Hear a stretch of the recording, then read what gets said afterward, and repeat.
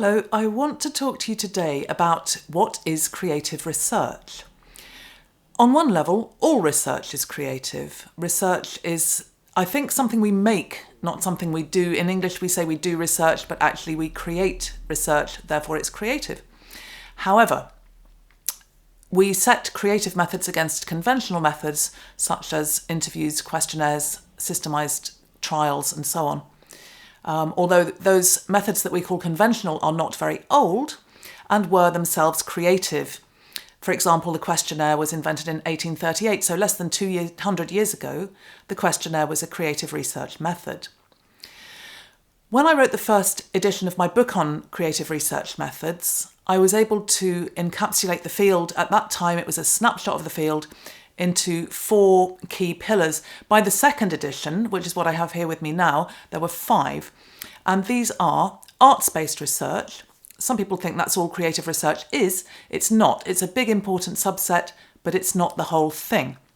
Embodied research, where we take into account data from our bodies and or our participants' bodies, as well as other data.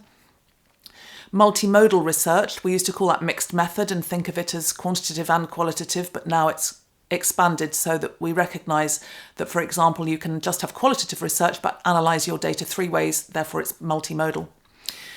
Digital research, which there's loads of, people using apps, computer games, as well as more pedestrian kind of methods like email, smartphones and so on.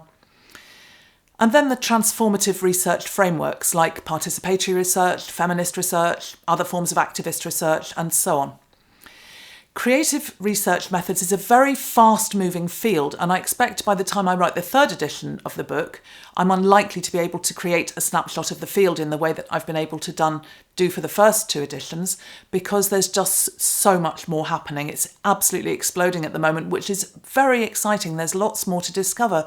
Maybe you will devise a new creative research method yourself. We won't all devise creative research methods, but nearly all of us are capable of doing so. So it's always a possibility.